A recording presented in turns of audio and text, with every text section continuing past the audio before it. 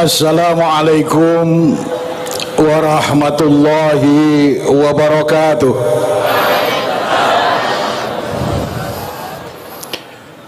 Bismillahirrahmanirrahim. Alhamdulillahilladzi 'allamana biulumil ulama wa anqadana biha min zumratil bahaim wal aghma ila darajatil huda wal iman billadzi khalaqal arda was sama. Wassalatu wassalamu ala sayyidina Muhammadin khatamil mursalin wal anbiya wa ala alihi wa ashabihi al a'izza al kurama, amma ba'd. Al mukarramun, para masyayikh, para al-ulama al-mutabakhirun fi ulumin syatta, keluarga besar Pondok Pesantren Ngrapyak, wabil khusus guru kaula, orang tua kaula, sekaligus juga sahabat kaula, Bapak Kiai Haji Al-Habib Atabik Ali.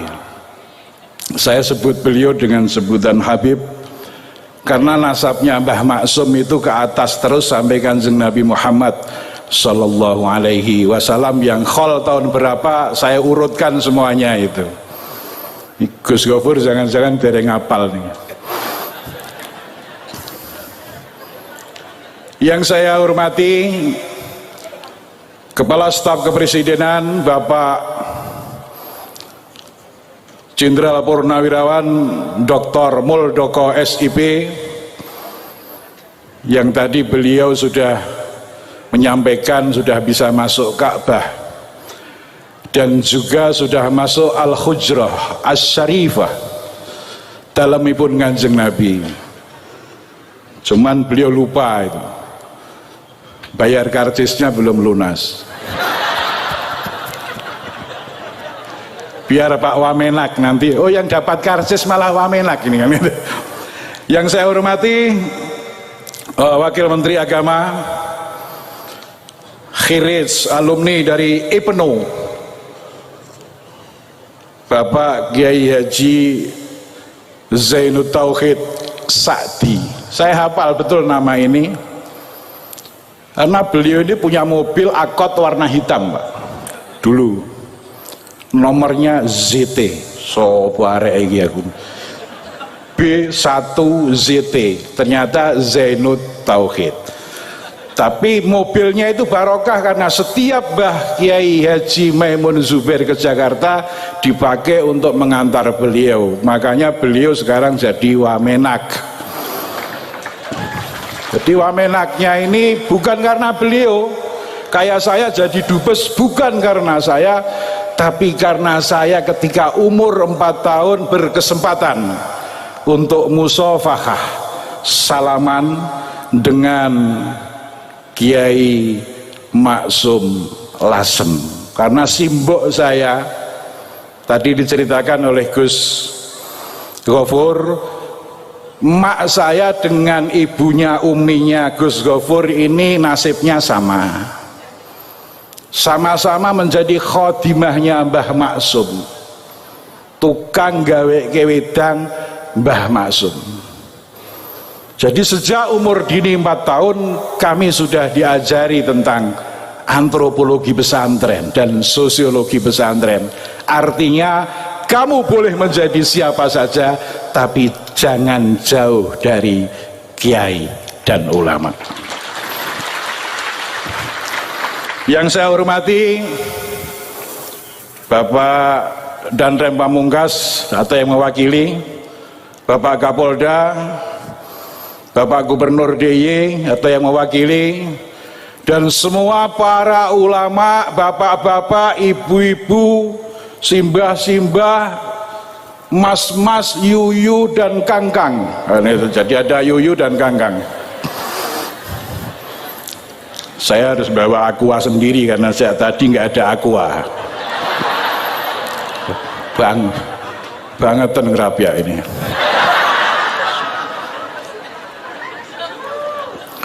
Saya di sini bukan karena saya dzurriyyah ngerapia, tapi ada asyawahid at-tarikhiyah, ada fakta-fakta sejarah yang mendekatkan keluarga kami dengan keluarga ngerapia. Termasuk hari ini saya ketemu dengan Kiai Haji Syekh Bahauddin As-Saidani An-Naksabandi. Gus Baha kupluke modele ngene terus sudah gitu. Gua khas itu klambine putih tur tukune nang pasar Kragan. Kalau putih dubes kan rada enggak ya Pak kan gitu loh. Jadi ketemu Gus Gofur, ada banyak guru besar kita, ada Bunyai Ida, ada Bapak Profesor Hamam, ada Bu Nafis. Bu Nafis ini dulu waktu kecil yang ngomong emak saya, kalau ngompol yang nyebokin emak saya. Sayangnya saya tidak ditakdirkan menjadi salah satu menantu ngerapia. Nah, sebenarnya kecewa banget itu. Mosok ditawakno karo Kang Puat, aku ora ditawani kan gitu kan. Tawake karo Pak Nuruddin, padahal aku ya gelem kan gitu kan. Jadi waktu ini saya ngomong bukan sebagai seorang dubes, sebagai anak dari seorang khotimah yang pernah ikut kepada Mbah Maksum. Mbah Maksum itu adalah abahnya Kiai Haji Ali Maksum. Jadi saya sebagai seorang santri, karena kalau dubes kalau ngomong nggak boleh cengengesan, ngomongnya harus agak menterleng, agak galak-galak dikit lah, jaim gitu loh. Padahal kita itu kan nggak bisa. Wong saya menjadi dubes hanya cukup 2 ilmu. Ilmu tajwid, kapan saya harus idhar, ngomong keras, sekeras-kerasnya kami dalam nahnu alal haq, kamilah yang benar. Kapan kami harus ikhfa, ngomong rodok ngeles mutar-muter ikhfa. Kapan harus ikhlas bertemu dalam satu titik meskipun kita berbeda di 99 titik. Dan kapan kami harus idgham ketika kami harus menyatu antara Saudi dan Indonesia dalam sebuah al-a'mal al-mushtarakah, sebuah kerja bersama. Termasuk tadi Pak Muldoko sama Pak Jokowi ke Saudi, kita lakukan sebuah yang kita sebut dengan Sirun Maktum, itu operasi yang sangat rahasia. Hadirin yang saya hormati, saya nggak bisa nyebut semuanya ini karena kalau saya sebut bisa jam 2. Lagi pula Gus Gofur ini, Gus Gofur sama saya itu sama-sama anak pembantunya Mbah Maksum. Gawe apa? Teh liwet di situ. Tapi juga banyak juga itu yang saudara-saudaranya Mbah Maksum yang ngejar-ngejar mak saya, maknya Gus Gofur itu banyak juga waktu itu gitu. Karena mak saya waktu itu jadi, kata Gus Zaim, kepala keamanan. Jadi memang galak. Makanya kalau anaknya galak itu ya keturunannya keturunan galak. Hadirin wal hadirat yang saya hormati, para as-sanatir al-a'izza, santri-santri yang saya cintai, santri yang saya banggakan, hari ini, malam ini, meskipun saya tertawa, tapi perasaan saya hari ini amat sangat sedih sekali. Sedih karena hal pada tahun ini berbeda dengan yang sebelumnya. Karena setiap hal saya diminta oleh Kiai Haji Atabik Ali Guru saya satu-satunya kiai yang estetikanya tinggi, ilmu keindahannya tinggi. Karena ketika ke Damaskus di Syria, lihat pasar Hamidiyah itu Pak Bik tahu mana yang cantik mana yang enggak gitu. Itu kayak Atabi Ali, estetikanya tinggi. Kalah Fadoli, kalah Fadoli. Saya punya kenalan indah di Ngerapia ini. Semua santri Ngerapia kalau mata kuliah saya dapat A, meskipun nggak ngerjakan soal. Jadi lembar jawaban di atas tulis Bismillahirrohmanirrohim, di bawahnya tulisi aku Fadoli Ngerapia, dapat A. Karena yang saya lihat adalah al-ibrah bil wasail ya. Saya melihat tahajudnya, ngapalin alfiyahnya, ngapalin syair-syairnya kepada Mbah Ali. Tahun ini hal tersedih yang pernah saya rasakan. Sebenarnya setiap hall di depan kita ada guru saya, orang tua saya, sekaligus mursyid saya, yaitu Kiai Haji Maimun Zubair. Setiap hall Ngerapia beliau rawuh ke sini. Hari ini beliau nggak rawuh di sini karena 26 jam sebelum beliau meninggal dunia, saya sowan kepada beliau dengan istri dan anak-anak saya. Bukan istri dan anak saya, bukan. Istri dan anak saya.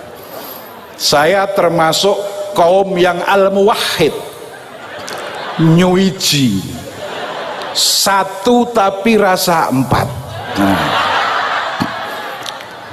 bukan dubes ini, kata Gus Gofur yang betul-betul mudabis itu orang pendobos katanya. Saya pernah ketemu dengan dubes Saudi yang di Indonesia yang dulu namanya Usamah As-Suaibi. Dia kan istrinya 2. Tak tanya, ini siapa ini? Istriku. Yang ini istriku. Dia minta visa ke Riyadh. Tak lihat istrinya dua-duanya ini namanya sama, namanya Munirah. Langsung saya berdiri, tak omongin dia, istri saya juga Munirah. Langsung dia bangkit dari tempat duduk, nyikap saya, kita penggemar Munirah katanya. Sejak itu Pak, hubungan Saudi Indonesia nggak ada sulitnya. Ada apa-apa saya telepon, kuota haji naikkan 10.000, oke bos katanya. Selesai Pak, dodolan bojo rampung. Jadi sama-sama namanya, cuman cantikan istri saya lah biasa. Karena saya berguru dengan Kiai Atabi. Kiai Atabi tahu loh ini min haitsu layoutnya gimana, min haitsu syakelnya bagaimana, dan seterusnya. Jadi Mbah Maimun 26 jam sebelum beliau meninggal dunia, saya sowan beliau dengan istri dan anak-anak saya didampingi atas kepolisian. Keputusan atas kepolisinya ini adalah alumni Universitas Jawa bukan yang Jember, kader PMI juga. Ada atas pendidikan kebudayaan yang masih saudaranya Pak Wamenak, Pak Zainul Tauhid. Saya sowan mau pulang nggak boleh selama 2 jam. Saya berjalan 5 kilo untuk temu Mbah Maimun. Karena saya harus ketemu Mbah Maimun. Saya punya kaidah besar, ketika Mbah Mun ada di Saudi dan saya tidak sowan, maka ia adalah dzanbun yang sama dengan syirik menurut saya, dosa yang tak termaafkan. Makanya saya sowan beliau malam itu. Karena apa? Sebelum ke Saudi saya itu dikasih doa khusus sama Mbah Mun untuk melancarkan diplomasi di Saudi. Diplomasi 67, 68 tahun yang nggak pernah tembus. Akhirnya saya sowan ke Mbah Mun, Mbah, kula kepengin donga sing boten nate jenengan paringaken ke santri-santri apa meneh padoli. Itu enggak ada. Ini masalah dubes niku luar biasa LBBP berkuasa penuh kalih Ade Komarudin ditambahi LBBP dan SBW katanya. Apa itu SBW? Sewenang-wenang katanya gitu. Nah, kula sowan Mbah Mun minta doa khusus. Mbah, donga khusus. Dituliskan dengan gambarnya masih saya simpan. Pesen Mbah Mun, semua permasalahan-permasalahan Saudi dan Indonesia dalam sebuah poros yang saya sebut dengan as-Su'unisiyah, Saudiyah Indonesia. Su'unisiyah ini kalimatun lam tu'raf qattu fi ayyi qamus min qawamisil lughah, termasuk kamusnya Ki Atabik. Enggak ono nonggon kamus, Pak. Arab gak ono, Inggris gak ono, karena Su'unisiyah ini adalah singkatan dari Saudi dan Indonesia. Ini yang saya sebut dengan bid'ah diplomasi. Langsung Mbah kaula nyuwun doa, didoakan di situ. Ada rekamannya itu, doa itu. Doa untuk bangsa Indonesia, doa yang untuk baldatun thayyibatun warabun ghafur, doa agar Indonesia menjadi yang nasionalis religius. Cuman yang jadi kekagetan kami sekeluarga ketika malam itu jam 2:30 malam adalah closing statement, pemungkas dari statement Mbah Mun malam itu. Kang Maftuh, sampean tamu saya yang terakhir katanya. Kulo kaget. Ono apa Mbah Mun ini? Niki pertemuan terakhir. Langsung kula masuk ke lift, pulang ke markas KBRI di Jeddah, di Mekah karena musim haji. Di lift itu kami menangis bersama dengan anak-anak dan istri saya. Enggak biasanya Mbah seperti ini. Kok kata pertemuan tamu saya yang terakhir. Dan diulang 2 kali. Kalau dalam bahasa Arab kan ziyadatul lafadz, ziyadatul makna. Terakhir. Nah, cara balaghah karena mukhatabnya ini perlu diyakinkan. Mukhatab itu nak cara bahasa sekarang audien. Misalnya Pak Fuad ora terjemahke ra pas deh, audien kan itu Pak Fuad ini. Pak Fuad ini dulu pramuka senengane, Pak. Kumpule sing ayu-ayu Pak dulu Pak ya. Pak Fuad itu, karena kuliah bareng sama saya, gurunya Profesor Husain Yusuf, mata kuliahnya Rijalul Hadis. Kalau ada mahasiswa yang nggak bisa baca kitab Arab, waktu itu adalah kitabnya Ma'alimus Sunan, sarahnya At-Tirmidzi, langsung dia kampret ya katanya gitu. Makanya jadilah kemudian disebut dengan Profesor kampret, itu Pak Husain Yusuf, Pak Fuad ini. Jadi itu yang saya sedihkan malam ini, Mbah Mun tidak rawuh di sini, dan beliau akhirnya dimakamkan di Ma'la. Karena Mbah Mun itu sedonya di Saudi, maka semua otoritas yang mengurus, termasuk di mana dikuburkan. Pagi itu saya nggak bisa tidur. Karena apa? Kalau Mbah Mun ini sampai dimakamkan di Saroya, berarti dubesnya kempung, gagal operasi. Karena apa? Jarak antara Mekah dan Saroya itu 24 kilo, Pak. Sopo nanti sing arep ziarah rono kan wadoh. Padahal Mbah Mun itu sebenarnya beliau nggak minta, karena bukan tradisi Mbah Mun, saya minta di Ma'la. Tapi dengan manakibnya Khadijah itu adalah al-khurru takfihil isyarah wal balaghatu fil ijaz wal khurru takfil isyarah. Balaghah adalah dengan ijaz, sementara orang merdeka cukup dilirik.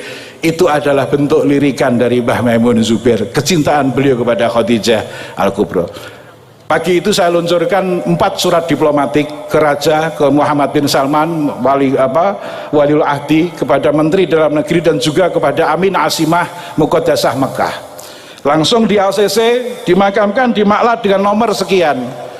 Karena saya tahu nomornya, makanya saya lubangnya nggak salah, Pak. Meskipun yang lain ada yang salah, sampai doa-doa gini, talqinnya ya fulan bin fulan gitu.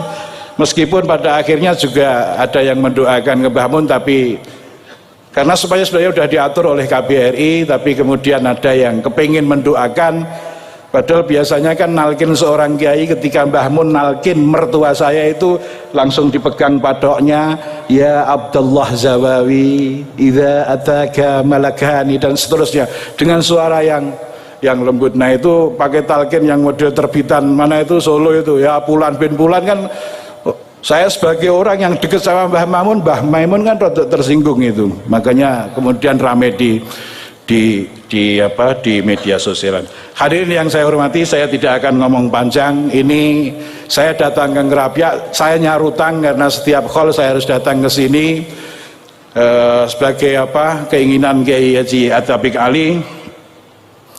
Cuman satu hal yang ingin saya sampaikan di forum ini.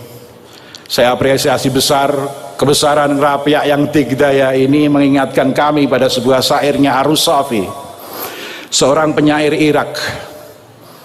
Dia mengatakan, khairun nasi dzu hasabin qadimin aqama li nafsihi hasaban jadida. Sebaik-baik orang adalah orang yang punya nama besar masa lalu. Ada Mbah Maksum, ada Mbah Munawir.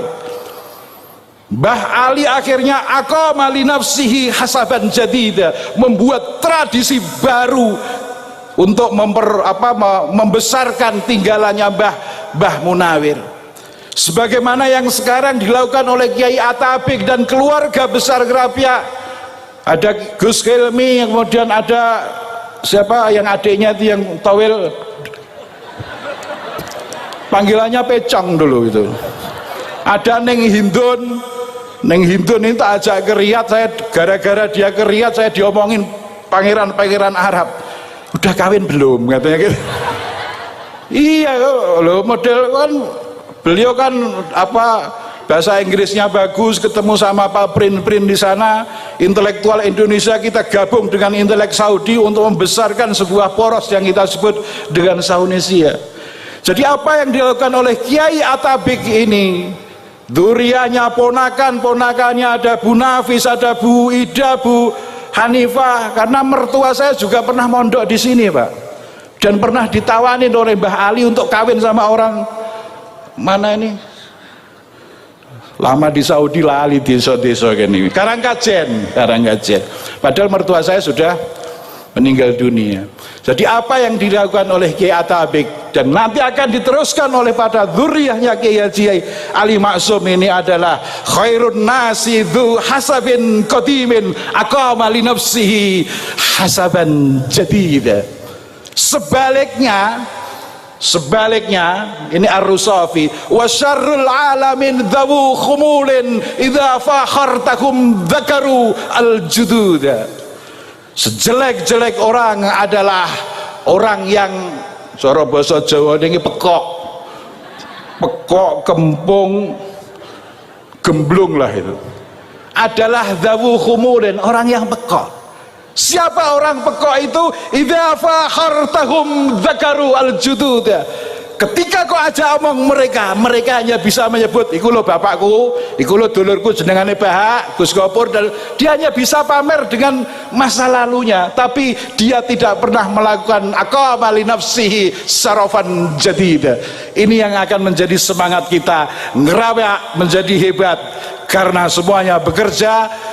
Kedahsyatan masa lalu pada masa Kiai Ali dengan komplek hatnya, sekarang lebih dahsyat lagi Ngerapia ini dengan perkembangan yang lain. Ada perguruan tingginya, ada tukang sonteknya namanya Pak Kadir, ada tukang untu itu kadang buka rahasia Pak. Saya ngomong di TV One itu dia di Facebook ada Kiai Hilmi itu. Kiai Hilmi itu dulu waktu pacaran saya yang jembatani dulu itu. Sama yang sekarang Pak, bukan sama yang dulu, kata Gus Hilmi ada. Jadi Kadir, Pak Kadir enggak ada nih, Dokter Kadir. Dia di Facebook nulis langsung, Pak Dubes itu gigi kirinya kan palsu itu katanya. Dia yang buat katanya. Sekarang nggak palsu, sekarang pakai implan Pak yang agak mahal, wong Dubes kok kan gitu kan itu. Jadi Ini yang bisa saya sampaikan. Khairunas itu hasabin qadimin. Ada Bu Yani juga malam ini, mungkin yang pertama kali rawuh ngerapyak Bu ya. Saya ngikuti pengajian beliau. Wasarul alamin dzawu khumulin idza fakhartahum dzakaru al-judud. Mbah Ali itu semua santrinya suruh setor sair. Jadi saya belum pernah ngaji ke ngerapyak karena bagi saya salaman karo Mbah Maksum cukup lah kan gitu kan, nyetrum di situ. Nah, Mbah Ali ini termasuk al-adib al-lughawi filologis, ahli bahasa. Roh inilah yang saya bawa ke Saudi. Saya tuh jadi diplomat gak punya ilmu apa-apa, hanya punya ilmu tajwid yang saya sampaikan tadi dan ilmu i'rab. Kapan i'rab rafa, nasab, jar dan majzum. Kasroh pun itu harokat. Liraf'i wa nasfi wa jarri nasolah ka'rif binafa'in nananinal milah dan seterusnya. Nah, yang salah satunya yang saya bawa ke Saudi adalah ilmunya Mbah Ali, ilmu syair. Kemarin ketika Pak Muldoko dan Pak Jokowi ke Saudi itu nggak ada satu surat pun saya sampaikan ke Kementerian Luar Negeri untuk ngatur itu. Cukup satu syair ngapusi Pak. Saya masuk ke Diwan Malaki, itu kantor raja. Karena alhamdulillah barokahnya Mbah Mun, barokahnya Mbah Habib, barokahnya semua kiai, kayaknya Dubes Indonesia dapat akses langsung untuk komunikasi dengan raja. Jadi ada apa-apa kita lapor ke Khotimul Haromen, bukan Hadimul Harimen ya. Kalau Hadimul Haromen itu pemilik dua selir kan gitu. Hadimul Haromen Asyarifen dan MBS. Ketika masuk saya lihat mereka pada ngerokok. Dia bilang, Sadan Safir tadahin katanya. Saya bilang enggak, saya kan enggak enak di istana raja masuk suruh neraka, tapi asbaknya banyak. Cuman saya ini kan punya ilmunya Gus Baha. Nah, Gus Baha ini bapaknya namanya Kiai Nur Salim, bareng-bareng dengan bapak saya namanya Pak Rosid, tukang jam Pak, tukang jam di Sarang sana. Makanya Kiai Sarang yang Mbah Rozak itu yang kalau malam pakai kacamata hitam kayak gini nih. Nah ini kacamata dubes ini masih harus mahal gini Pak. Itu langsung panggil saya, hei Maftuh Ibnu Sa'ati. Maftuh anak tukang jam, karena bapak saya itu profesinya tukang jam dan fanatik berat sama mbahnya Gus Gofur, ini namanya Kiai Haji Zubair. Makanya saya sangat setuju dengan inisiatif besar dari Gus Gofur. Pertemuan para ulama-ulama ini akan melahirkan santri-santri yang dahsyat. Saya lahir itu karena konspirasi kiai Mbah Maksum dan Mbah Imam Sarang itu. Kawin kewe wong loro iki udah lahir Agus Maftuh itu. Jadi saya di Istana Raja langsung saya hapus di gini. Saya bilang di Indonesia ada Asy'ar al-Masyhur al-Mustafid al-Alsina, saya bilang ada sebuah syair yang sangat terkenal di Indonesia. Apa katanya? Saya nyanyikan Pak. Yang bagi ba'dal akli antudahina. Tak lirik rokoknya, mereknya apa iki? Langsung. Yang bagi sayojo ba'dal akli sawise maem apa antudahina arep yen to ngerokok sapa sira. Nah, tak lihat ini Marosim Malakiyah itu orang paling digdoyo di sana Pak, yang ngatur-ngatur raja lah. Langsung saya yang bagi ba'dal akli antudahina biardatin wadan hilin wal malbara. Ya, ternyata rokoknya 3 itu. Langsung ngakak-ngakak dia lupa Pak. Udah dubes mau minta apa lagi? Saya bilang masuk Ka'bah 1, yang kedua masuk makamnya Kanjeng Nabi. Saya bilang langsung Pak, apalagi gitu. Belum pakai syair yang kedua, tak tambah syair kedua, wa inturid ziyadatal ladati, yen kepingin siro tambah enak faltah talid bi atharil kohwati. Telet ke iku lho, sisa-sisa kopi ke ngerokok tambah enak. Selesai Pak, nggak perlu surat-surat aneh-aneh itu ya, karena doanya Mbah Mun cuman ditambah kita sebagai apa yang delodok inilah. Mungkin itu yang bisa saya sampaikan. Saya mohon maaf mungkin lebih dari 7 menit karena ada Gus Baha. Kami Gus Gofur, Gus Baha itu generasi kedua. Yang ngatur siapa? Allah Subhanahu wa taala. Bedanya saya rada ganteng sithik kan gitu kan itu. Gus Baha senengane ngene kadang dingekno kan. Beliau alim, dia al-mutabakhir fi ulumin syatta. Makanya ketika kemarin di Facebook saya bilang, saya dimarahin orang banyak Gus kemarin tuh. Saya bilang Islam kafah, diksi Islam kafah itu salah kaprah. Saya contohkan di situ, dalam Al-Quran hanya 5 kali kafah itu dan semuanya jamak. Dan dalam tradisi bahasa Arab, kafah tidak pernah menjadi isim sifat. Saya ngomongi santri, bingung mereka. Lalu ke Islam kafah dari mana? Cari aja udkhulu fis silmi kafah. Enggak gitu cara ngartikannya. Udkhulu antum kafatukum fis silmi. Nak cara nahwunya gitu, tapi kadang nggak ada kafatas silmi, nggak ada kafatal ilmi, nggak ada kafatal amal, harus jamak. Saya teliti juga 9 kitab hadis, ada 35 kafah. Elek-elek saya dosen hadis Kang, sambil gini kan, dosen hadis. Semua kata kafah dalam hadis mulai Bukhari, Muslim, Nasai, Tirmidzi, Ibnu Majah, Abu Dawud, Ad-Darimi, Muwatta dan Ahmad, kafah itu terkait dengan An-Nas dan Al-Khalqi, semuanya jamak. Enggak ada kafah yang menuju ke yang mufrad. Jadi memaksa istilah Islam kafah menurut saya adalah pemerkosaan gramatikal. Assalamualaikum warahmatullahi wabarakatuh.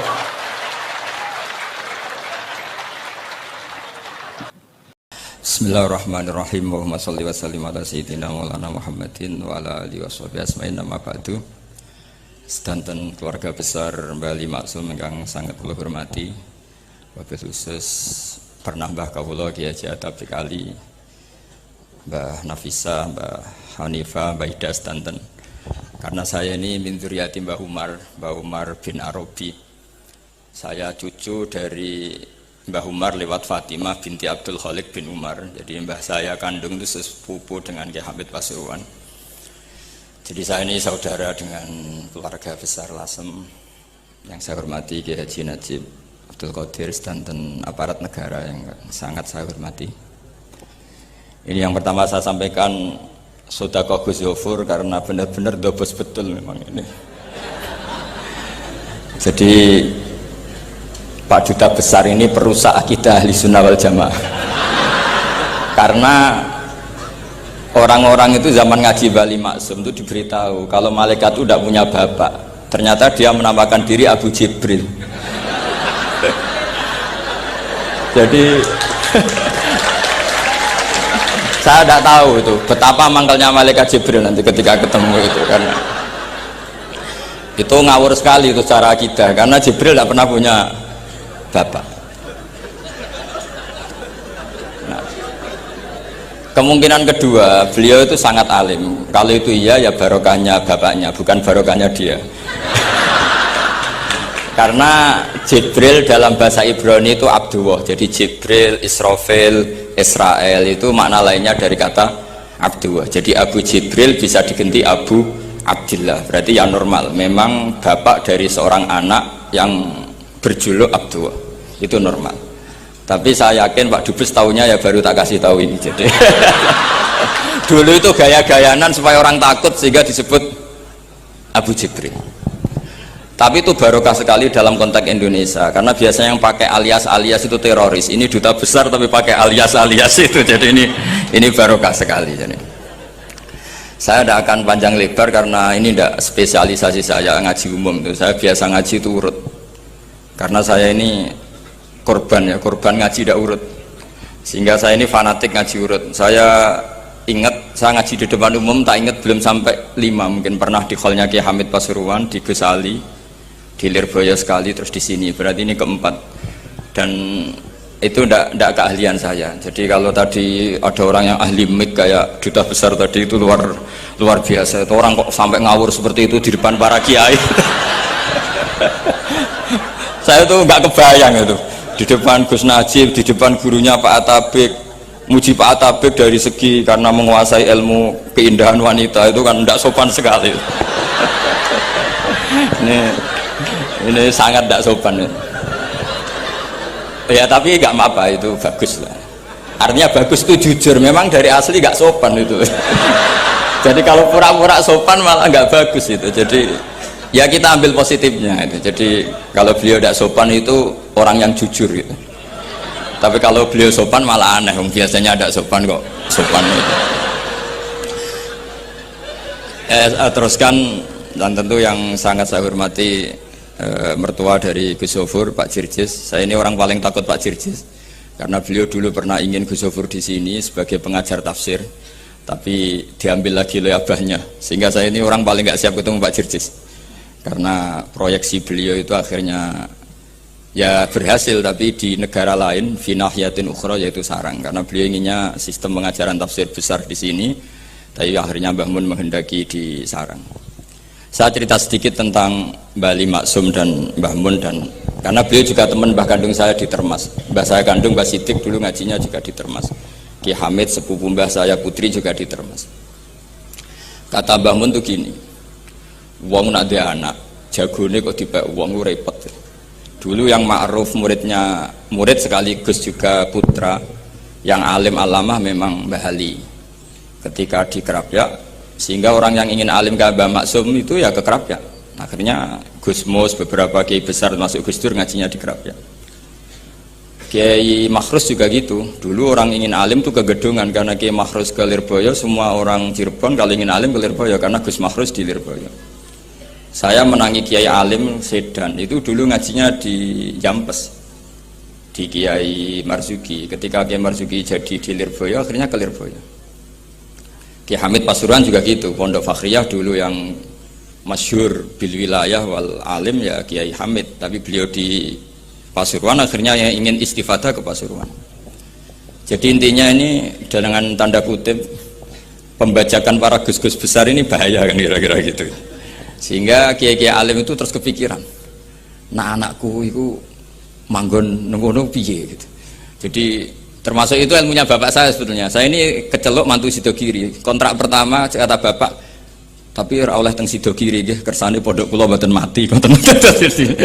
Jadi memang itu ada ilmunya. Saya tidak tahu itu ilmu yang lazim apa enggak, saya tidak tahu.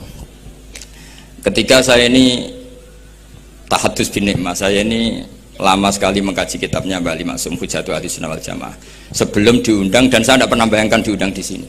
Dan kalaupun pernah ya semoga benar-benar pernah, tidak diulang lagi, jadi hanya kenangan itu. Karena saya memang spesialisasinya di ngajar. Saya diminta Gus Afif ngajar di Mahat Ali, saya senang sekali. Tapi kalau pidato depan umum gini pasti kalah-kalah, yang sudah punya gelar Ad-Dobosi tadi itu wah gitu. Pasti kalah saya, bukan mungkin kalah tapi pasti kalah. Karena saya nggak bisa membayangkan jadi duta besar Arab Saudi ketemu Raja Salman apa, beliau bisa cerita yang syair yang nggak jelas-jelas itu. Artinya kita bangsa Indonesia itu malu punya duta besar yang keahliannya syair-syair yang nggak jelas itu.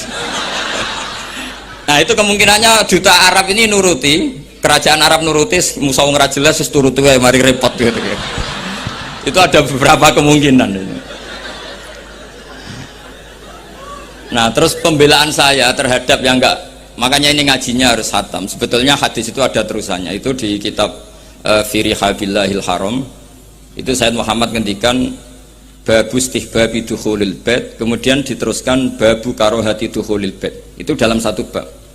Jadi ketika Rasulullah Fathu Makkah itu senang sekali, sampai saking senangnya minta kunci sama Utsman bin Talha al-Hajabi itu.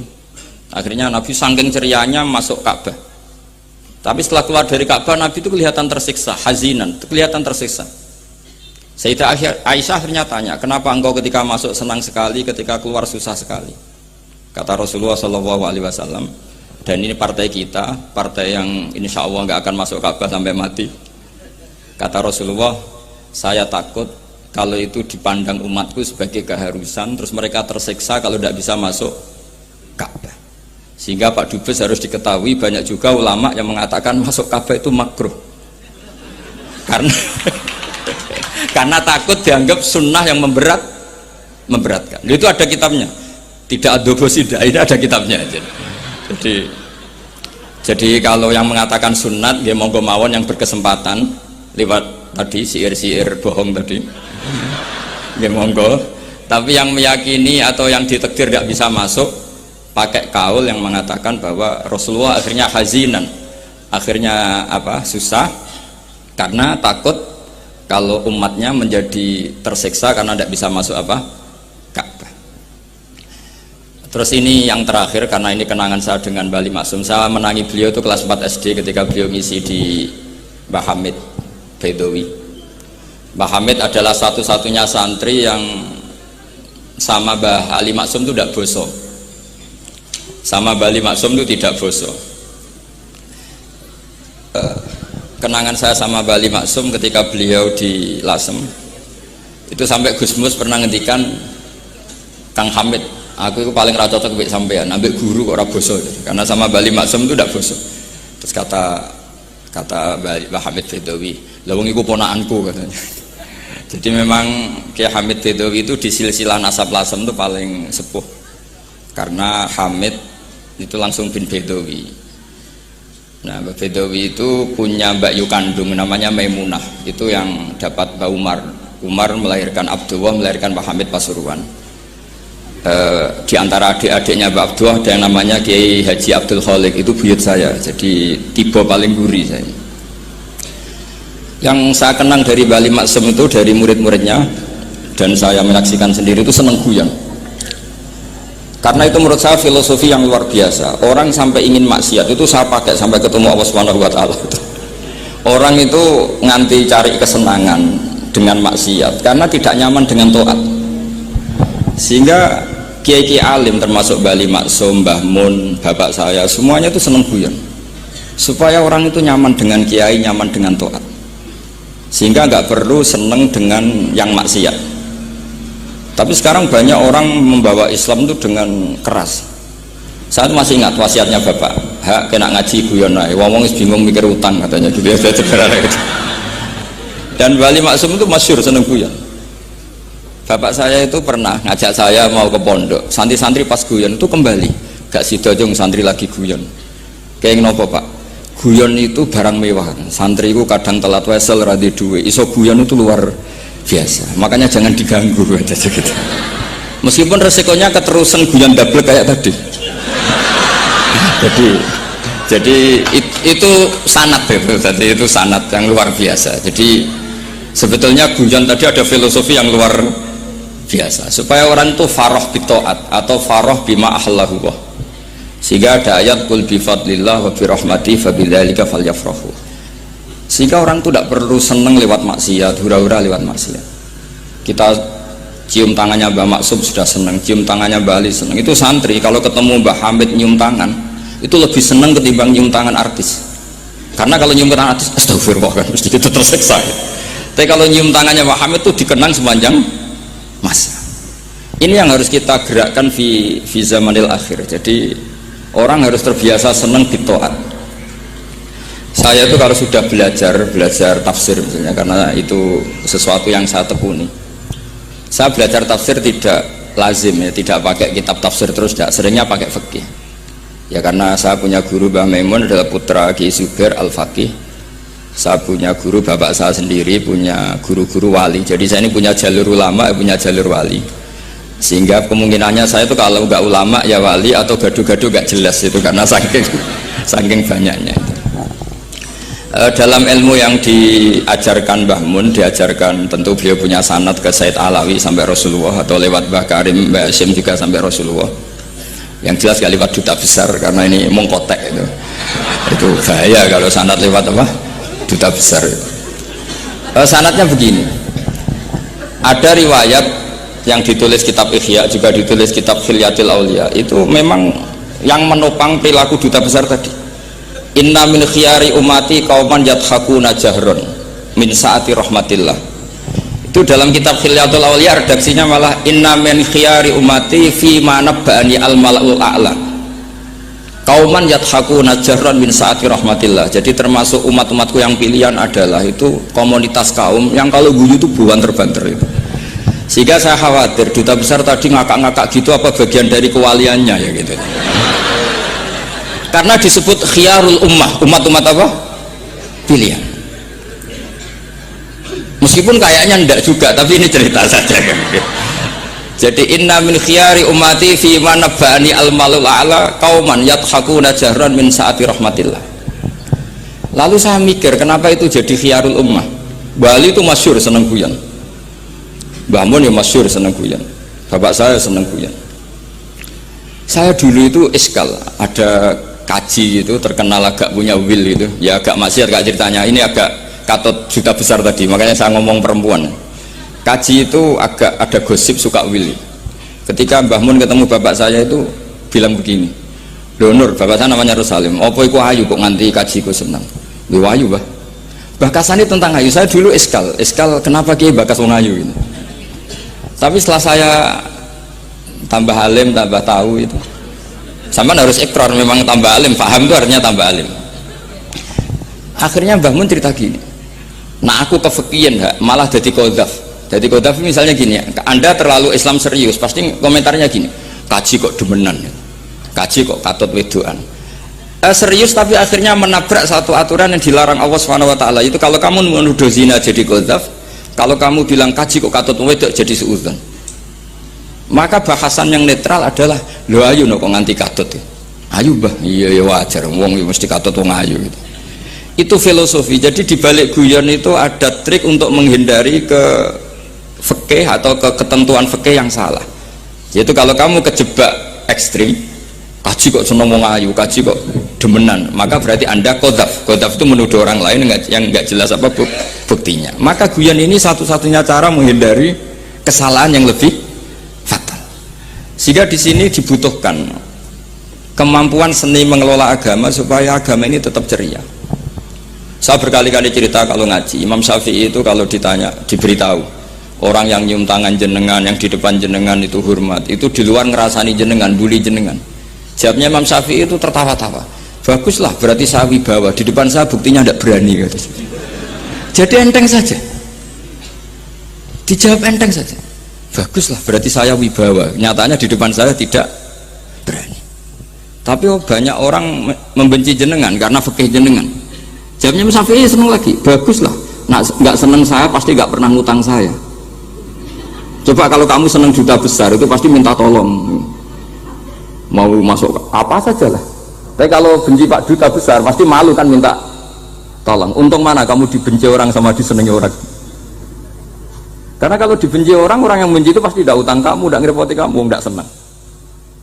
Jadi Imam Syafi'i itu ngadepi dunia itu enteng saja, diberitahu itu orang itu nggak suka kamu gini-gini, ya bagus lah. Sehingga beliau ngendikan terkenal sekali, waman asa'a ilaika faqad atlaqaka. Orang yang berbuat buruk sama kamu berarti membebaskan kamu, karena orang ini pasti gak akan ngerepoti kamu. Jadi ulama-ulama dulu ciri khasnya adalah ar-ridho anillah, melihat apa saja itu sudah ridho, dan ridho itu ekspresi paling gampang ya ceria, seneng. Nah kemudian tadi kan saya bilang terakhir, ini yang paling terakhir saya baca trik menjaga perbedaan ini tetap kondusif. Saya neliti kitab Bali Maksum sampai khatam, termasuk kitab yang saya letakkan di kamar khusus itu diantaranya ada kitabnya Bali Maksum, Naduman Sulam Taufiknya Mbah Hamid yang karangan orang-orang Indonesia. Tentu terbanyak ya kitabnya Mbah Mun, Mbah Zubair.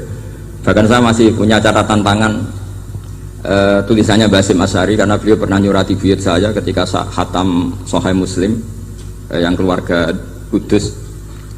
Terus banyaklah saya punya, termasuk saya punya tulisan tangannya Kiai Fakih Mas Gumambang, gurunya Mbah Zubair. Saya memang dokumenter kitab, sehingga saya maaf sekali kalau pidato umum itu memang saya tidak keahlian saya. Karena itu harus dobes, itu tidak keahlian ulama, dobes itu tidak keahlian ulama.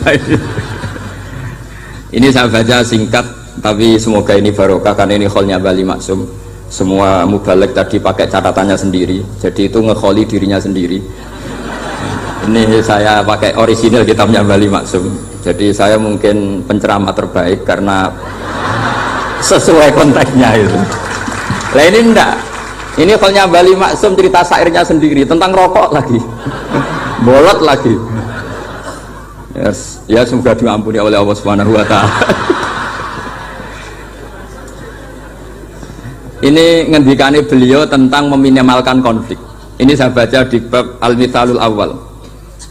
Jawazu hibati thawabil qiraah wa shadaqah lil mayyit wa usuli thawabil qiraah wa a'malil birril mayyit. Kita berkeyakinan bahwa yasinan tahlilan itu sampai ke mayit. itu boleh kita hadiahkan dan sampai ke mayit. Kata Bali Maksum, wa huwa min masailil furu' al khilafiyah fala yajuzu bi sya'nihi itharatul fitan wal jidal wal ingkar alal qail wal amili bihi wala alal mukhalif.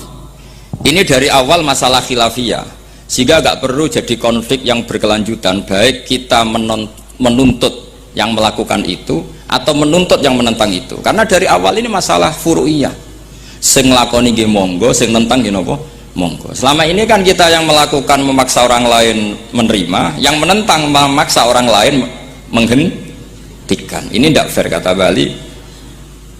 Kata beliau itu gak fair. Wala yang bagi ayaqa bainahuma ma la yang bagi wuquhu bainal akhwaini muslimaini. Kata beliau, wala in kana lil mani'i mustanadun fa inna li ghairihi mustanadan kadzalik. Kalau yang melarang tahlilan, melarang yasinan dikirimkan ke mayit itu punya mustanad, punya sanad. Yang bagi yang membolehkan juga punya sanad. Kalau ada kiai yang kalau pidato nangis itu sanadnya banyak dan benar, tapi yang uraan kayak Pak Duta Besar juga banyak. Semuanya ada sanad. Jadi kata beliau sederhana saja, kalau al-mani'un, orang yang menolak itu punya sanad, kita yang membolehkan juga punya sanad. Tapi kata beliau dengan enteng, dengan ceria, ini masalah furu'iyah, nggak perlu jadi itsaratul fitan wal jidal wal khisam. Kata beliau nggak perlu jadi perdebatan. Makanya pesan saya sama santri-santri kerap ya, sebetulnya masalah kita ini tercerabut dari ilmu. Coba dari awal Anda katakan yang tidak kunut itu Abu Hanifah, yang kunut itu Imam Syafi'i, maka melihat orang tidak kunut itu keren karena Al-Hanafi, pengikut mazhab Hanafi. Yang kunut juga keren karena pengikut mazhab Syafi'i. Tapi kita tidak, di zaman akhir kunut dan tidak kunut ini jadi politik identitas, sehingga yang nggak kunut itu Muhammadiyah misalnya, yang kunut itu NU. Mana ada Basim Asy'ari sebagai mujaddid atau mujtahid yang mengharuskan kunut, atau Ahmad Dahlan yang melarang apa? Kunut. Wong dua beliau sama-sama pernah ngaji Syekh Khotib Minangkabau, pernah ngaji Mbah Mahfud ketika di Mekah. Jadi cobalah ilmu itu diperkuat sehingga kita mengatakan kunut adalah sunat menurut Imam Syafi'i, tidak sunat menurut mazhab Abu Hanifah. Sehingga enak sekali karena kita berdasar ilmu. Menyangkut sawabul qiraah atau sawabu amalil khairi, apakah sampai ke mayat apa enggak? Ini kata beliau, kata Mbah Ali Maksum, beliau justru menukil Ibnu Taimiyah yang notabene sering dipakai dalil para orang-orang sana. Saya tidak tahu itu orang sana itu, Pak Duta itu yang tahu itu.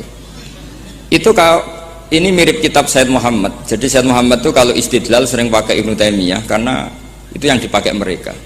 Tapi ternyata Ibnu Taimiyah, qala Ibnu Taimiyah innal mayyit yantafu bi qiraatil Qur'an kama yantafu bil ibadah al maliyah minas shadaqah wa nahwiha. Terus waqala Ibnu Qayyim fi kitabir ruh afdalu ma yuhda ilal mayyit as-shadaqah wal istighfar wa du'a lahu wal hajju anhu.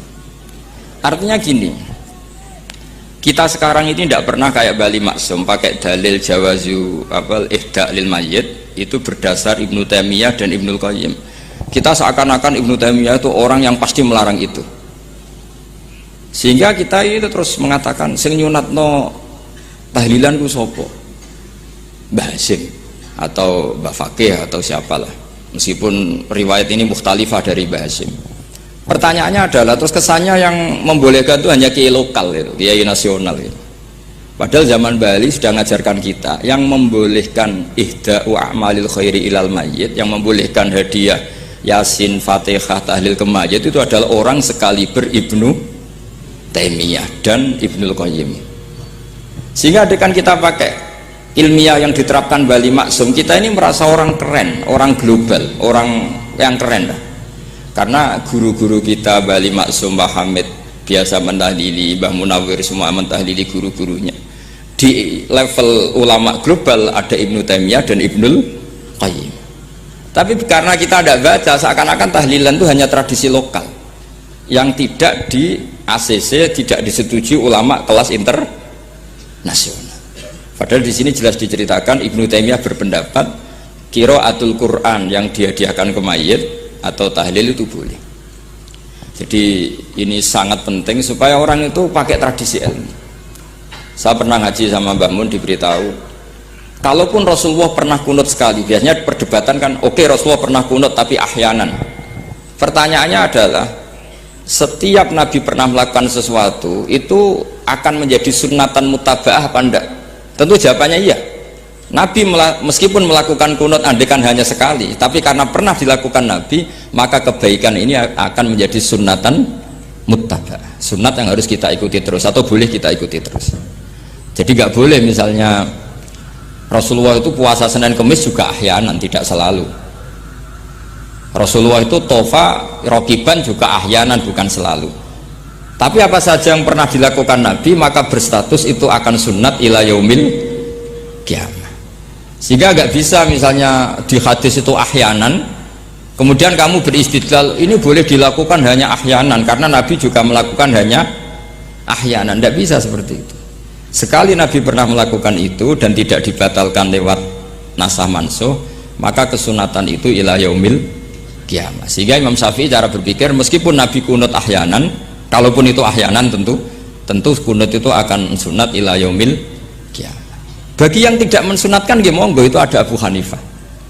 Makanya kata Mbah Maksum, kata Mbah Ali Maksum di sini diberi muqaddimah, wa wa min masailil furu' al khilafiyah fala yajuzu bi sya'nihi itharatul fitan wal jidal wal inkar alal qail wal amili bih wala alal mukhalif.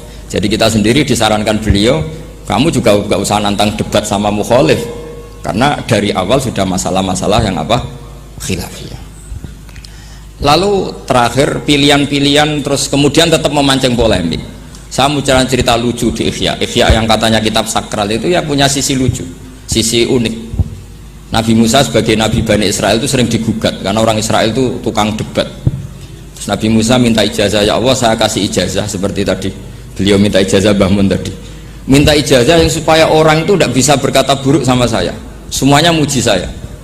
Jawabannya Allah itu unik, ya Musa hadza syai'un lam asna'hu li nafsi fa kaifa asna'uhu bika. Aku pangerane sering disalahpahami pemenah kue katanya. Jadi makanya kalau ada orang bully beda faham itu biasa. Kata Allah hadza syai'un lam asna'hu li nafsi, itu sesuatu yang saya tidak melakukan untuk diri saya sendiri.